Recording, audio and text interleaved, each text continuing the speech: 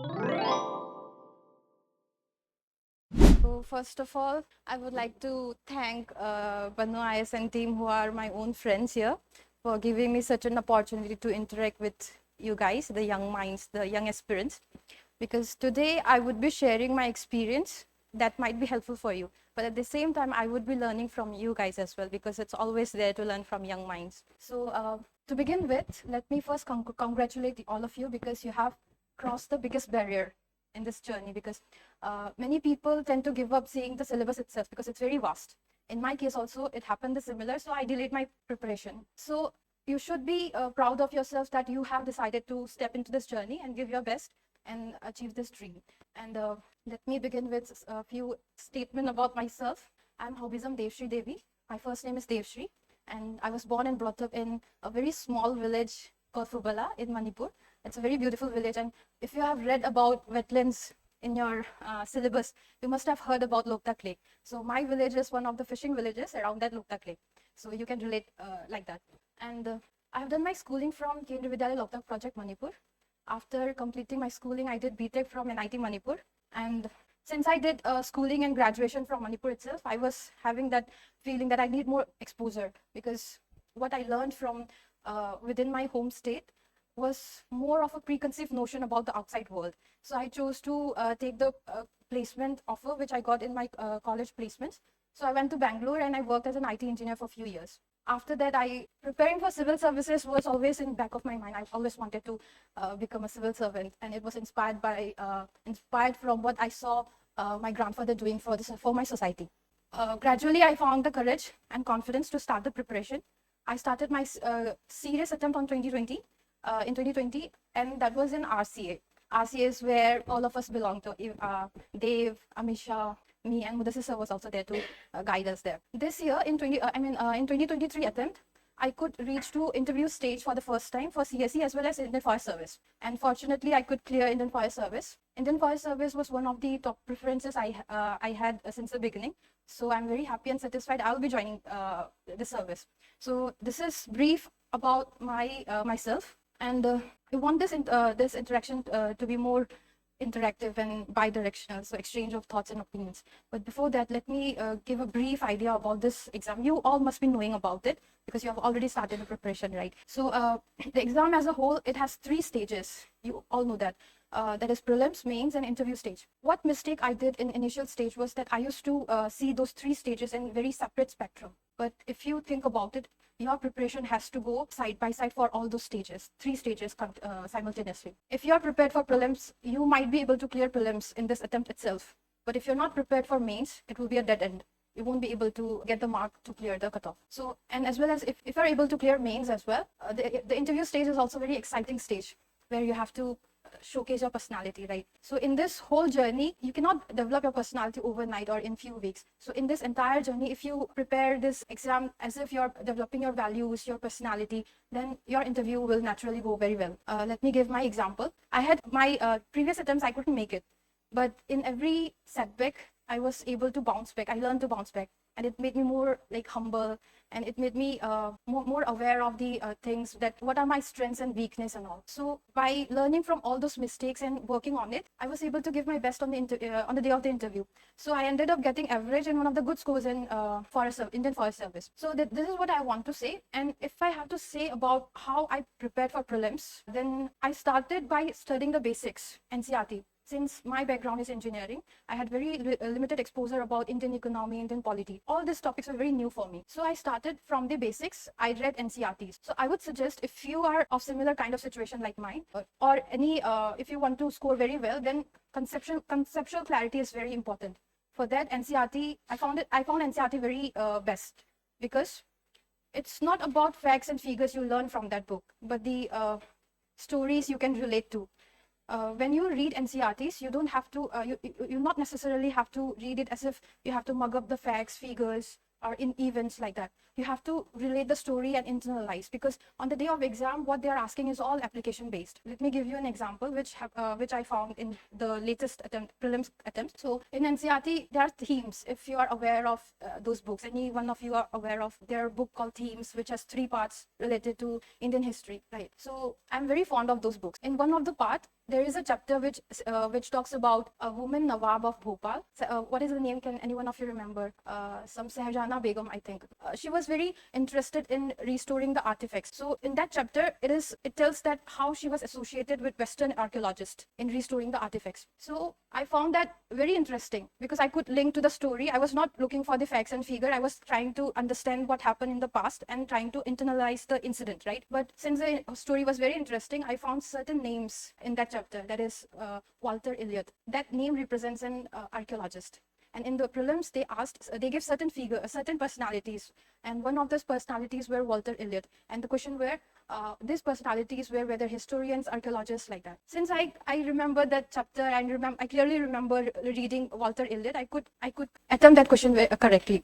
So this is one example. How do you when you read, it has to be very productive. You should not just mug up, because on the day of exam, this conceptual clarity will help you in attempting the questions accurately. So if you have started preparation, my suggestions for prelims would be that conceptual clarity is must, but that NCRTs are the best. Another example is for polity, there is one more NCRT. If you must be aware of it, Constitution at Work.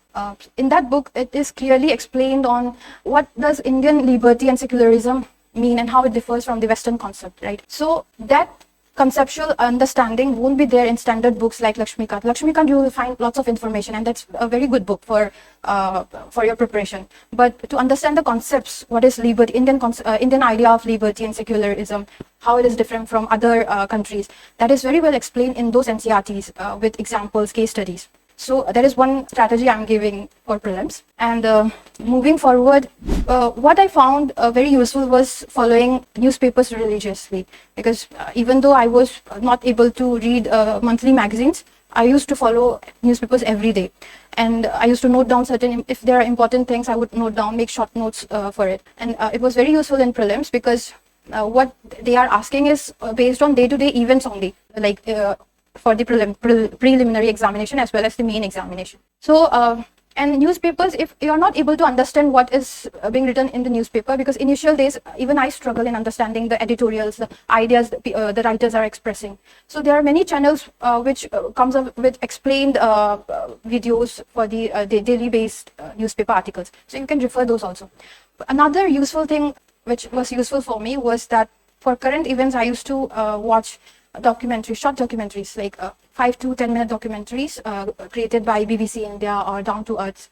They have very impactful videos because they use real-time videos and good examples, which makes you understand very well. For example, they used to explain wetland ecosystem. They used to explain why wetlands are called kidneys of the world, Earth, like that. So those you can relate to prelims questions. So I think if you are fed up of reading, if you are bored of reading, you can always go find videos related to those topics and you can always watch. So this is about prelims. And apart from that, moving forward for mains preparation, as I mentioned in my early part of the speech, that it should go side by side, right? So when you're reading any material, for example, I mentioned that I read NCRTs. So when I'm reading NCRTs, after every chapter, there are certain questions in the NCRT book, right? They ask in the form of long answer question types. So you can always try attempting those as if they are asked in UPSC mains. So that will enhance your understanding, and it will act as an inciting practice on how you are reproducing what you learned in that chapter in a very short time and limited words. So that is what I used to do in earlier stage of preparation. And since you have already started, I believe most of you have already selected your optional paper. If not, then optional paper is very crucial, and you should be very informed in selecting what optional paper you're going to select, because it is going to be a game changer in your UPSC journey. In my case, I did engineering from electronics and communication engineering, and it did not, thank you. And UPSC's mains optional list does not have my engineering subject. And that is not the only reason why I opted other optional paper. I found taking ECE, even if it would present, I found it was very risky to take engineering subject as an optional, because you have to work a lot harder, and then conceptual clarity would be there, and you have to look for materials and resources as well. So I did certain research. I looked for PYQs of different optional paper. I ended up selecting anthropology as my optional subject. And the reason was because I always had this fascination about culture, tradition, societies, and tribal societies. I always found interest in reading books related to culture, society, or so I found like I would be having passion in reading this optional subject. So I ended up taking anthropology. In my previous attempt, I could not clear the cutoff because I didn't do well in optional paper. I scored only 208 marks. So it was the biggest setback. And I know it was my mistake because I was just reading, I was not writing answers. So what I'm going to tell you is, whatever you're writing, you just don't leave it there. You have to practice answer writing. That's how you're going to reproduce whatever there is in your mind in a limited space, in limited time. So this time I worked on it and I was able to improve my optional score to 270, but still there is a scope of improvement. So the difference was that I did a lot of answer writing practice in optional, especially on PYQs with a friend. I had a very good study partner. So again, there is a very big role in having a reliable and good study partner. If you are able to find a very good, reliable study partner, it's always good. Otherwise, there are always mentors, Amisha, Dev. They are always there to guide you because as a fellow, as a friend and as an aspirant in RCA, I was always helped by Amisha in improving my essay. She was my roommate as well. We had many memories related to it. So apart from that, selecting optional paper is very important. And other than there are 4 GS papers, right? So each GS paper has its own syllabus. GS1, you know about the syllabus. But what I'm trying to emphasize is on internalizing and having conceptual clarity of each topic. Like for GS2, if you're reading Indian polity, then every article, if you're reading whatever article you are reading, you should have the clarity on what article, what does it mean? Because not just the statement, you have to understand the underlying hidden concept, and those understanding will come from the from studying the case studies, case laws of judgments of the high courts and supreme courts. And if you're while making mains notes, what I used to do was while studying those article, if I'm able to find any related case laws, then I would just note down because it would add value in your answer writing. And other than, as I said, this journey is very long and very, it requires lots of dedication and consistency, but you can make it interesting as well. If you succeed in making interesting, then you will make it in first attempt only. Like you don't have to face failures like I did in my previous attempts. So in order to make it interesting, I think it is very important that you make your mind, you keep your mind healthy and happy. So if you're making a schedule for studying, right, like you have to study this topic within 2 weeks, and you have to make sure that you have a time frame to revise those topics. But at the same time, you should also invest in your hobbies and interests so that your mind don't get saturated. Because at the end of the day, it is on how aware and how healthy your mind is on the day of exam, because it's all about mind game. If you're not confident on the day of exam and if you feel tired and saturated, it's going to impact in your performance. That is what I experienced in my own case. So in my case, if I'm making a schedule for a day, then I would also make sure that I have a time frame for short breaks. Like we used to have tea breaks, a lot of tea breaks, and I really enjoy playing table tennis. So I used to play table tennis a lot. And I also have a hobby of gardening. So I would go to university nursery, bring cuttings and plant and like reused containers and keep it in front of my room. So those things makes you happy. It is for your self-growth. This area, in my opinion, is very important in order to perform very productively and efficiently in the exam. Going forward, I would open for questions, but before that, I would also like to say that this journey requires a very good guidance and mentorship, because what I lacked in my initial preparation was exposure and any example to approach on how does this exam works. So it was more of a hit and trial. But in your case, you're very lucky that you have very good mentors who, like Amisha and Dev, they are the people who have seen this exam from very close quarters, and they know much better about what works and what does not work. So don't feel shy. Because even I used to have the weakness of shyness. I would keep everything to myself, and it is very fatal. So reach out to your mentors, because in my case, like when I had doubts related to exploring PYQs, prelims PYQs, it was Amisha who guided me, who gave me tips. Like I remember she used to have print out sample all the PYQs, and she used to make notes, and she explained me on how do you post-mortem the PYQs. That is how you understand the UPSC pattern, and that is how you understand what to expect from the UPSC. Again, PYQ analysis of PYQ is very important. That was very helpful for me as well.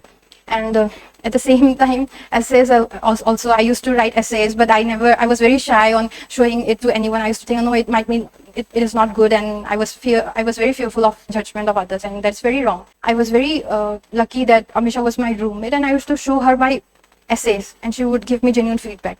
Likewise, if you're writing any answers, just show to them, get the genuine feedback. If you're not able to show to them initially, you can exchange your answers among each other, and you can always get genuine feedback on areas to improve, because we don't know what mistake we do on ourselves, by ourselves from the others. So that is what I have to say. And since I have covered a brief about mains, I would also like to cover about interview, because I want this stage to act as a motivation to you guys, because you should work hard with the idea that your attempt should ensure that you reach the interview stage and ultimately make it to the merit list, right? Among all the 3 stages, my favorite part was interview stage, because you get to wear the clothes you like, and then in the DAF you have the you get to mention what interest area of interest, like hobbies and interests, your achievements, your college achievements, school achievements, like that. And it's not just mentioning, you have to prepare also. Again, Bano IAS was the one who helped me get the personalized questionnaire, and that was very helpful. And this stage is very interesting because you are going to read about what is very truly interesting for you. Like in my case, I really liked performing folk dance and taking part in cultural festivals of my region. Like in school days, I would go and perform Naga dance in my school curricular activities, or take part in Laharaba, which is a cultural festival in my region. So that is there. And in the interview stage, I was able to read more about those things, like what is folk dance and what other, like in my state there are 34 communities. So every communities have their own distinct cultural festivals, very vibrant folk traditions. So it was very interesting to learn, and it helped me enhance my knowledge about my own place. So apart from that, going to the UPSC Bhavan and giving interviews was always a dream for every aspirant. And I hope that you achieve that dream very soon. Okay, so I would like to conclude. I hope I didn't bore you guys. I would like to conclude here. And if you have any question, or if you want to know anything, you can just ask. And I did not mention much about Indian Forest Service. If you want to know more about this service as well, you can ask. So I keep it open for questions. So how many of you are going to give this attempt? 2023, 25, okay. You have a very good time frame to prepare. I'm very amazed and proud that you have started this early, because this way you can clear this exam in first attempt only, if you give your best. And if you take informed strategy, take the guidance very carefully and then very seriously, not just hard work, but work smartly. And then if you work on your weakness and learn from others' mistake, that is how you'll avoid doing the same mistakes. हाँ, हिंदी भी मैं बहुत अच्छे से हिंदी बोलती हूँ. अगर किसी को हिंदी में पूछना है तो पूछ सकते हैं. Okay, yeah. So before I come to that question exactly, let me just give a brief about Indian Forest Service. So Indian Forest Service is one of the 3 All India services which India has. In civil services, there are 21 services. 2 in All India Service, there is the IS and IPS, and others are central services. And the Indian Forest Service is one of the 3 All India services, but it's a technical service. That is why the prelims is conducted together with CSE. The mains is separate, because the eligibility criteria is very different. You have to have an engineering background, or you have to have a science and maths as a graduation subject. And why Indian Forest Service? See, I grew up in a place which is very close to nature.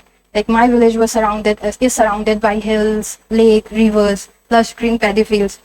So any one of you is from Manipur? Like, okay, so which place? Manipur, which place?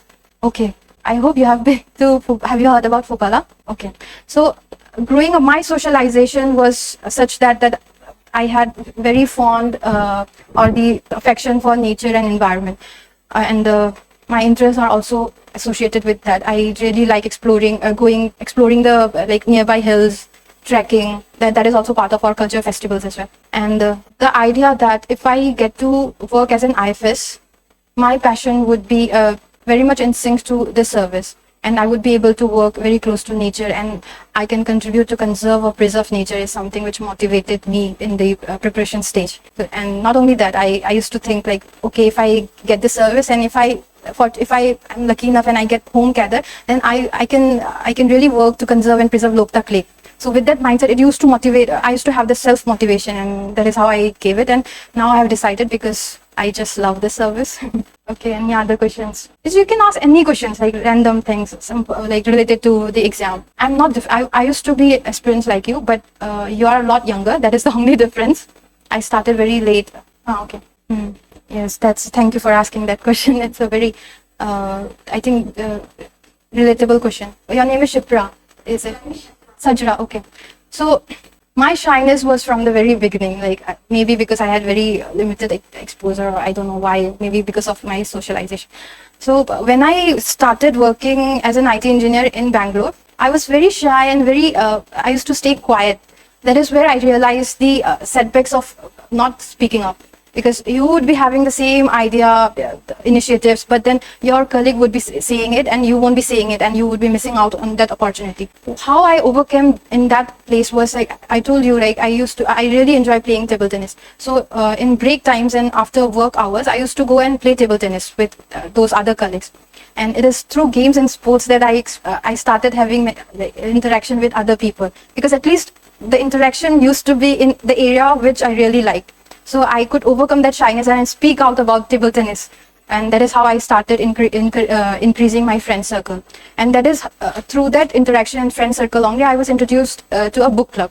Again, in that work environment, having a book club where every person from every portfolio in different levels, be it a manager or be a fresher, was very useful, because you have that fear, okay, if I, as a fresher, if I say something, then your superior might get offended, right? But that book club was very open and it was very interactive. So that is how gradually I started overcoming my shyness. Another important reason for getting over, I would not say that I have completely get over this shyness, it would be there, because I think it's part of my personality. But relatively, I've overcome also because of RCA environment. People are very cooperative and very interactive. There are games and sports, and there are group studies. Group studies are very productive in exchanging, not only for answer writing or exam preparation, but also very useful for exchanging opinions and ideas. Like if you and I are studying in a group, then initially there might be certain reluctance to show my answer copy to you. But after a few days, I would feel the comfortable, I would get the comfortable level, and I would start sharing to you. So the only challenge is breaking the first barrier. You have to break that barrier and move forward. Then you'll realize that there are a lot of benefits in speaking up and speaking out. That is how you get ideas from others and you share your ideas. So if you're shy, I understand that, but if you want to overcome, have a good interactive friend circle, start sharing your opinions and asking questions to them. That is how I think that would be useful. You can try that. Okay. That is a very relevant question, because we are all human beings, and it's a human nature that you get distracted by many things. You understand it better. So I think one corrective measure is the outcome of the exam. If you fail in the exam, then you understand it. But you have to correct yourself before that outcome, because that outcome is very painful. So it's not easy to understand where you're going wrong, right? Again, if you are having that self-motivation and you are very clear of what you're going to do with your life, when you start derailing from that path, you should be able to understand that. So it is very important to attach your goal to something you truly like. If you're not following that path, you'll understand, okay, I'm distracted. For example, I really enjoy, again, table tennis example. I keep on bringing this up. So I really like table tennis, so I keep on playing table tennis day and night, and I'm not studying. Then after entire day, in the second day, I'll realize, okay, my schedule is not on time. I'm missing out on whatever I had planned. So it will start giving me anxiety and stress. Okay, I have missed this topics. I should have completed it already. So that realization should strike you very deep, because that would create the fear of failure. And I think you should have that fear of failure, because failing would not only impact your performance or the career, but it also impacts your immediate relatives, your parents, like that. So I hope that it answers your query. Newspapers, right? What is your name, by the way? Okay, that's nice. Newspaper having, in initial stage, my mistake was that I used to make very long notes from articles from the newspapers, and it's not right in my opinion, because when you make it very long, you won't have the time to read it again, and you won't feel like reading it all. So if you're reading any article like related to environment or polity, economy, and if you find it relevant, don't make it very long. Just brief bullet points. Like if it is about example, if it is about Indian economy, and the Indian economy, the explained part in Indian Express, they explain inflation about, suppose they are explaining about inflation. So the topic you have, I used to make it as an inflation, and then bullet points. Okay, what newspaper is trying to say, what is inflation? What are the levels where we call some 4 plus minus 2, like that. Those facts you can note down. And this, and it will also, if it is also explaining that if inflation is there, how it will impact the FDIs. FDI would be positive, negative, like that, very short and crisp, so that when you come back again to that notes, you should find it interesting, and you should spend less time in revising them. So that is how I used to avoid making long notes from newspaper, because at the end of the day, you have a lot of things to read. And it should be very crisp and concise, that you can revise it even a day before exam. And you should also know what articles to skip. Like if it is a lot about politics, not relevant to Indian polity, which is part of syllabus, then you can skip it. Okay. Yes, we are going to cover through syllabus in a very short time, and with GS also. So can you share some strategy how to cope up with those long vast syllabus? So let me begin with prelims part, because UPSC, even though they are conducted same, but in order to clear the forest cutoff, you have to score 10 to 15 marks above than the normal CSE cutoff. So for that, I hope that you are having certain strategy. But if I have to share my strategy, I used to solve lots of MCQs. Even though I have not read any topic, I would just sit, and in my break time, I would just download some test papers, and even if I'm solving 5 questions, also then also I would just solve it, so that the resistance is not there, and you are able to understand that what topics can be asked in question forms. So when you go back and read that topic, you will understand, okay, this was asked in this form, then I have to be prepared to answer this way. So solving lots of MCQ questions, test papers from different coaching institutes was very helpful in clearing the forest cutoff.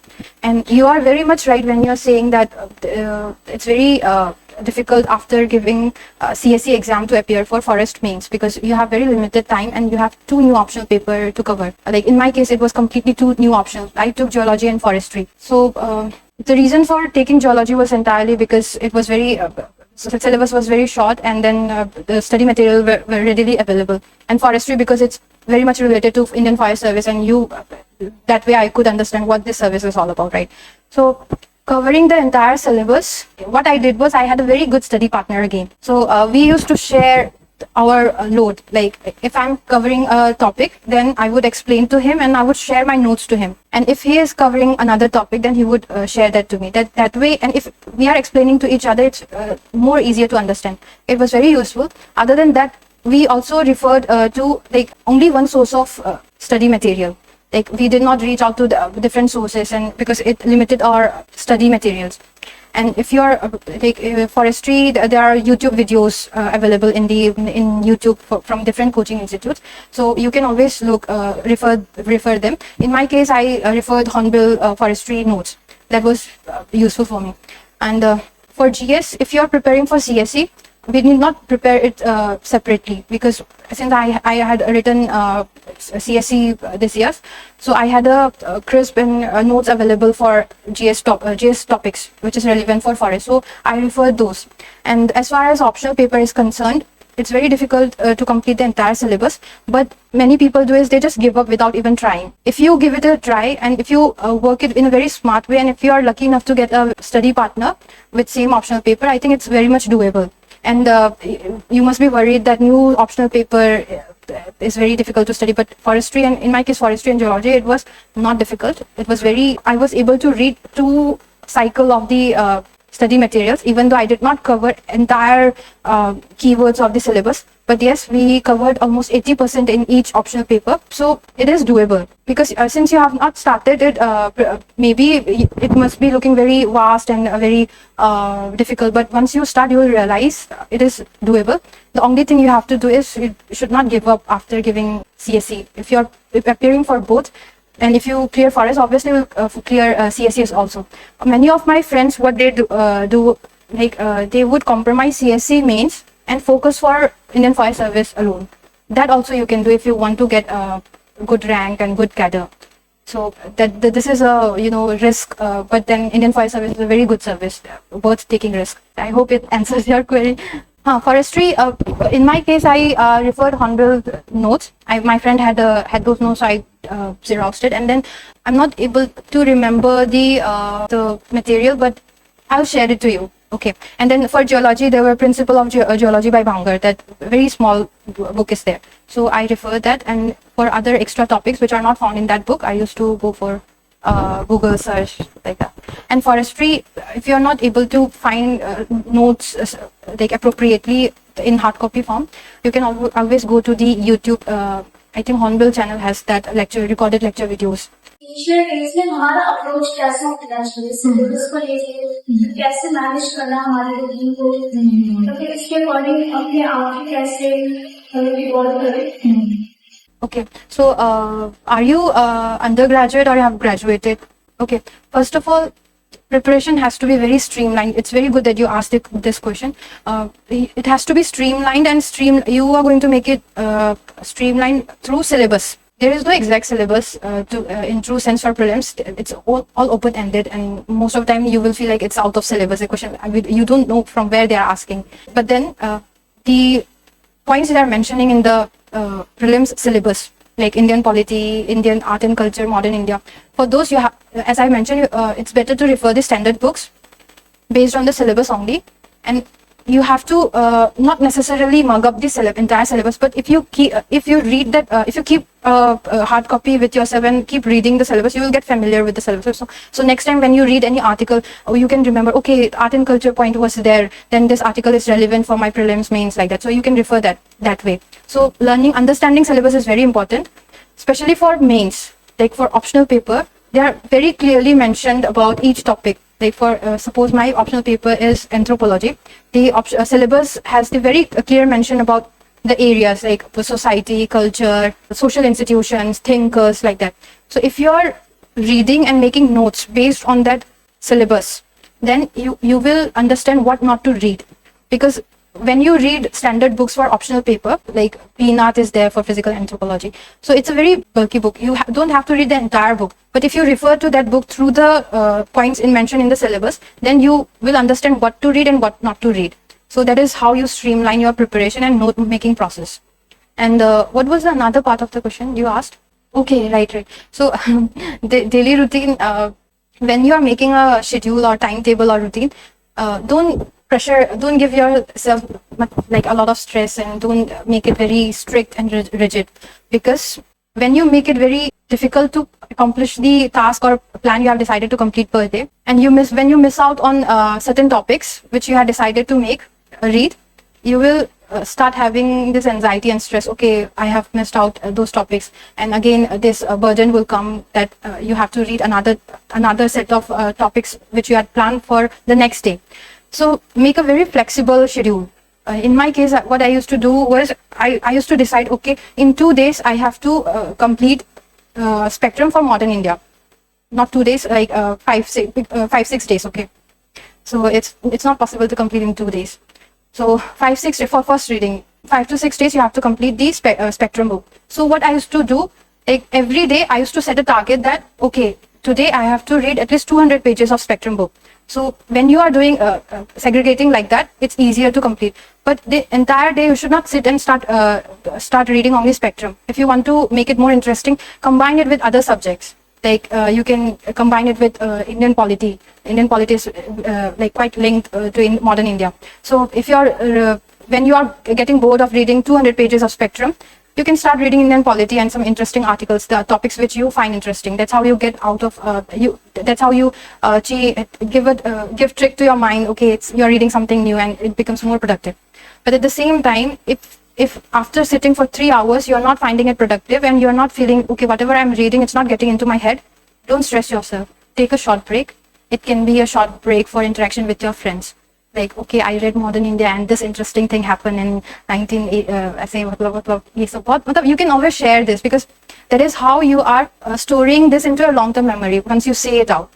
So I think I would suggest taking short break had been very useful for me.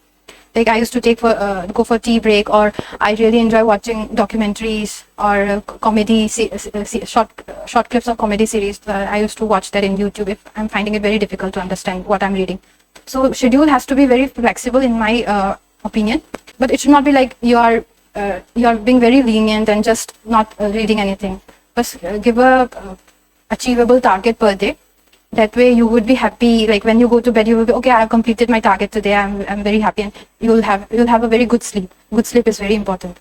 Okay, so I have some questions. The first question is, what can be the best schedule for prelims as well as mains? So what I understand from this question is that having a combined schedule which will help you take prelims and mains preparation side by side. So again, dedicated preparation and schedule for prelims should, in my case, should start from start at least 3 months before the exam. That is what, like, if prelims is conducted in June or May or June, then I would start preparing from January. I would keep my GS optional paper aside, and I would continue for GS mains part, but dedicated schedule for prelims would start from January itself, because prelims is also very difficult. If you're not able to clear it, then all your hard work for mains would also go wasted, right?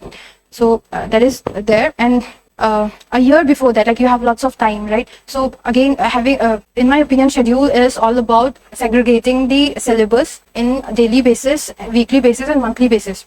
Like, if you are going to read Indian polity, not there are many books you can refer, NCRT books, standard books, and then for GS2 again you would be having other materials for that your mentors would have provided. So for that, if what I used to do was, like, if I'm reading Indian polity for prelims, I would also dedicate time for answer writing on the PYQs, because prelims you would be reading Indian Lakshmikant, NCRTs, and related to governance, which is also part of mains. If you have decided that in 1 week you are going to complete Lakshmikant, or say in 2 weeks you are going to complete the entire Indian polity related syllabus for both mains and prelims, then make sure that you have a time frame for answer writing as well, maybe in daily basis or in twice or thrice a week, because that way you would be able to streamline the preparation. And for dedicated preparation for prelims, I think it's very essential that you solve. And see, I cannot tell you that this is the best schedule, because schedule has to be based on your strengths and weakness, and it has to be based on your strategies. If like in my case, I would prefer that I study those areas which I feel that I'm weak in those areas. So schedule has to be based on your priorities and your strengths and weakness, but try to make sure that you have a time frame from practicing in the form of question answer format. If you are reading a topic, then you must ensure that you solve MCQs. That is how you are going to store whatever you read in your long-term memory. And that is why they say, no, on the day of exam, when you attempt, the intuition comes that, okay, this option is the correct answer the first time you see. And those intuition is not coming randomly. It's from what you have read and what you have stored in your long-term memory. And at the same time, you also make sure that you write answers regularly, because that is how you're going to outperform other aspirants in this race. And another question they are asking is, newspapers or magazine or both? It's a very in my case, even if I had to compromise magazines, I would ensure that I read newspapers regularly, because I feel that it's very important that you understand what is happening around you. And newspapers would be having editorials, expert opinions in that. Like, there would be social scientists who are writing articles, so their views and opinions would be very unique, and you can add that in your answer writing as a value added. And then for magazines, yes, current magazines are very important and valuable in the sense that all the current affairs related important topics you can find in one place. So you don't have to go and search what are the important things like that. So for that, magazines are very important. Like in my case, before prelims, there are many institutes which publish like a compiled version. Like Vision has this PT 365 and all, right? So I used to refer those for last moment revision. So it's not necessary that if you read both magazines and newspaper, then it will guarantee that you'll clear prelims. It all depends on how you're reading it and what you're getting out of it. So that is there. And if you're having enough time, then you can always refer both. How to improve English if someone has Hindi medium background? Okay, I think this is a very relevant question, because at least the CSAT paper is conducted in English medium, and CSAT is one important paper which decides your prelims result. And for improving, I think in my case, I used to watch Friends series. That's how I learned I could improve my English vocabulary. So maybe you can try that, watching movies with English subtitles. That way you can start improving vocabulary and understanding the language. And apart from that, I think there's always a first time for everyone. If you're not comfortable in speaking English or writing English, you can always start through interacting. I remember, I don't know if I have the time to share this, but in my school days, I had a very good biology teacher. He studied his entire schooling and graduation from Hindi medium only. But he came to our school and he started teaching in English. And we never knew that he had the Hindi medium background, and we always thought that he had English medium background. Biology is such a difficult subject that keywords are there, so he would explain in English only. So later I got to know that he had worked really hard using a dictionary to learn the language, and he was able to do that for the students. So if you have a true desire, I think everything is possible. You can always find a way out. So there is there. Okay, right. So one question is related to analyzing PYQs. I think Amisha would be guiding well on this. But if I have to add it, the exact word I would use for analyzing PYQs is doing postmortem. Because the question they would ask, and then there would be options.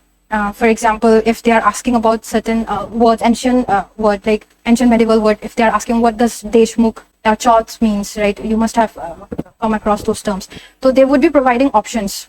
4 options would be there. You have to choose from those options. So when you do postmortem, not the right option is not the only one you have to focus. You have to focus on all the other options as well. That way, because next year UPSC might be asking question from one of the wrong options as well. So understanding those things are very important. And another example is that one year they asked to match the glaciers and source of river.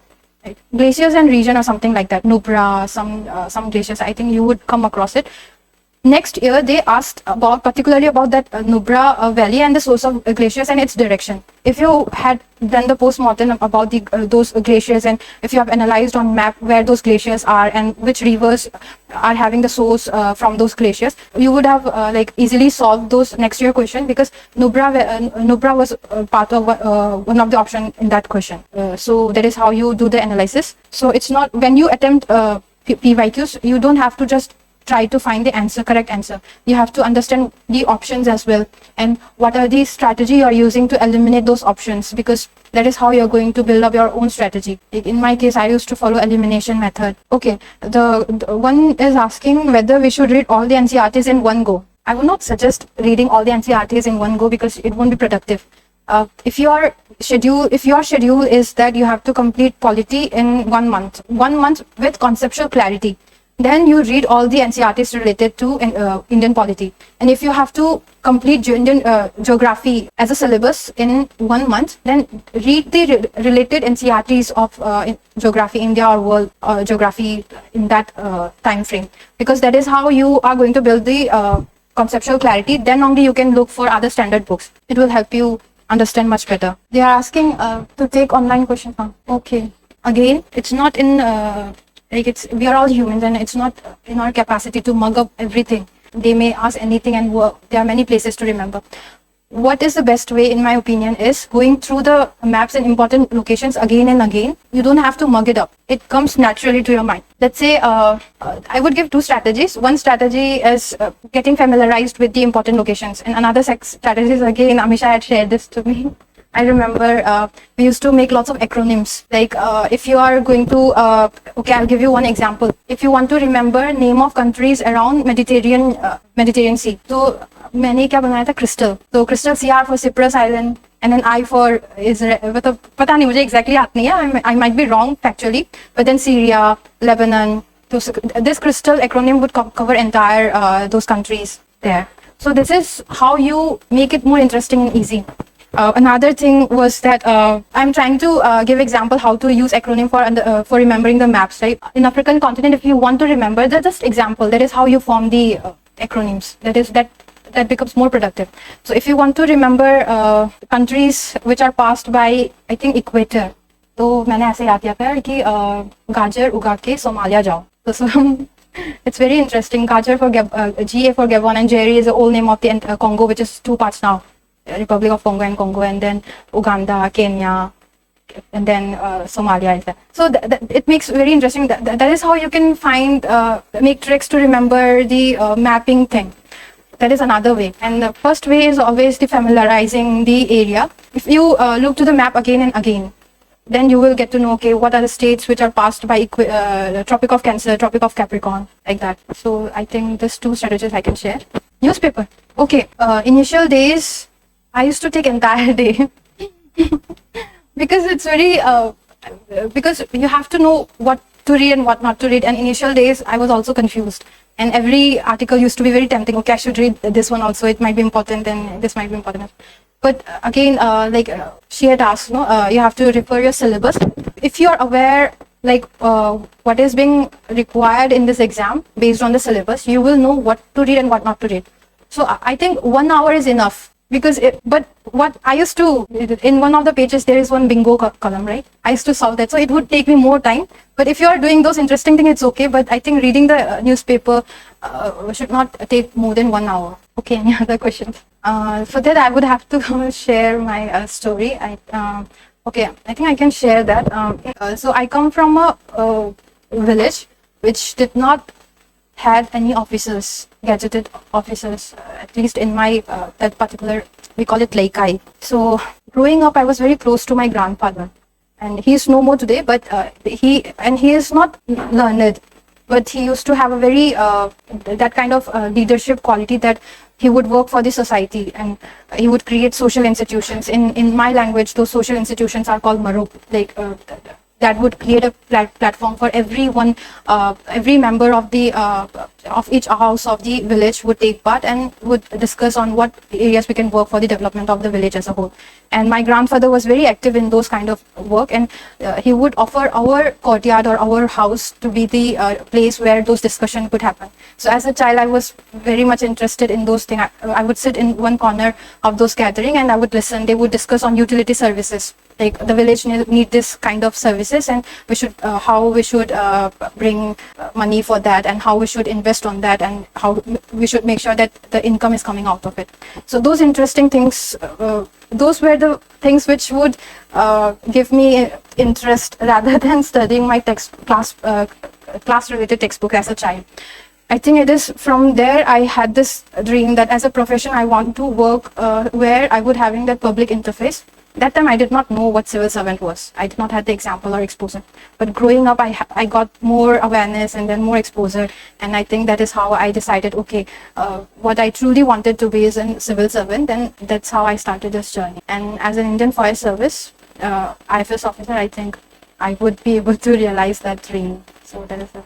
I think it's very important to have a source of motivation, because this journey is very, the cycle is very long, and then you might get tired. So the source of that internal fire, that if you feel tired and if you feel like giving up, that source has to be very genuine, and it should come from within, that it keeps you pushing forward. And even if, like, in my case, I had many failures, but then since I really wanted to be there, even though I wanted to give up, but then I was lucky that my family was very supportive. Every time I bounced back, and I kept on like working hard, and I think that is the spirit of the that is the value that every aspirant is needed to have in this exam. You start your day. Day? Yes, ma'am. Okay. Like, should we study in night or should we study in the morning? Like, what was your I would not say that every day would be the same. So I am more of a night person. So I think my productivity gets higher at in the night time. So I would study late, but wake up. And if I'm sleeping late, then I would wake, because it's very essential that you have a very good, proper hours of sleep. But it is for the prelims and mains preparation.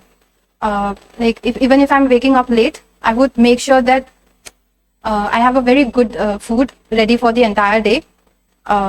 So even though in hostel we used to have many good things like puri and all, but then I used to have other supplements as well. Like I'm a bit health conscious person, so I used to eat lots of soup, chana, ये सब है ना, so sprouts बना के, and then fruits, and then salad, ये सब.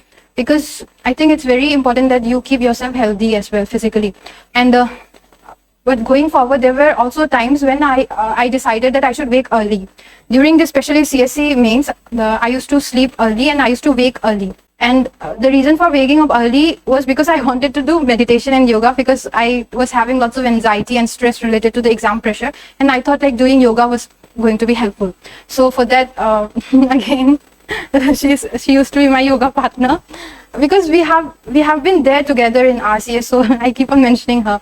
So doing meditation and starting a day with meditation, it helps you, because it gave me the opportunity to introspect on what I did the other day. And if I, like, she was asking, how do you know that you are distracted? That meditation and self-thinking, giving time to yourself, would make me understand, okay, I spent a lot of time in other activities rather than studying. So those understanding was there. So okay, I think that part was more productive for me, starting a day with a positive note through meditation. And then again, if you're tired studying, you can take short breaks. Optional subject for the beginner student. As an engineer, like we do an engineer, but for difficulties in like choosing the optional. Okay. For CSC, you're asking for CSC or fire service? Fire service, yeah. There are two optional papers for fire service. And geology, I took geology because one main reason is because it has very short syllabus, and I thought it's easily coverable during that limited time. But at the same time, it overlaps. Like there are other options like agriculture engineering. If you have mechanical engineering background, then people prefer that. And as an engineer, those optional papers, both forestry and geology, it was useful directly or indirectly, because they have certain topics like engineering geology is there, and remote sensing topic is there. So those part, as an engineer, I was familiar with those technical aspects, and then it was not completely new thing for me to study. So that is how I ended up choosing geology as an optional. Like main reason would be because syllabus was concise and study material was available, and another reason is because it also helps you being an engineer in studying those technical subjects. And yes, you are asking about managing time, right? Since I had taken geology, let me explain through that subject. Geology has lots of factual things to remember, like there are many rocks and minerals, and then you have to stratification and all. So for that, we used to cover those difficult technical part in the earliest stage of preparation, because that way we had this idea that if we are completing this part in the beginning, in the second round of cycle, at least that part can be covered again, because technical thing requires familiarity and reading again and again, so that you don't have to mug up, and if you're forgetting, it will come back to your mind. So we would segregate like that, and easier topics were kept in the last. Example, that in geology there are topics related to galaxies and related to landslides, earthquake and all. Those you read as in NCRTs and all. So those topics we used to give less priority, because even if you're not reading it, and if it is asked in the question, you can write at least something, because those topics are familiar topics. So I think the important thing is prioritizing which topics to read first, and which topics are having more weightage, and that you can understand by analyzing the PYQs. For example, mineral part is, suppose mineral part is frequently asked in previous year questions, then we would keep that as the first few topics to read. That way we used to do that. And Indian forestry, again, that forestry optional is very interesting. I think many people takes it like as one of the optional paper. It's very interesting because you would be reading about trees, space plants, and then what if you become IFS, what role you would be doing. So you can internalize it. And again, in that also you have to segregate the areas. Like there are certain topics which are very easy to learn, like agroforestry, social forestry. Those things you can write in your own words, something, or like some words at least. But there are other technical areas like tree species of different regions, and then what is working cycle. That is the core topics of the forest management. Those areas needs to be covered, because when it is asked in question, you won't have the content to write if you're not reading it. So I think covering the syllabus, one strategy is prioritizing the topic based on the PYQ and based on the easy and difficulty level. So that is what we did. I hope it will be helpful to you.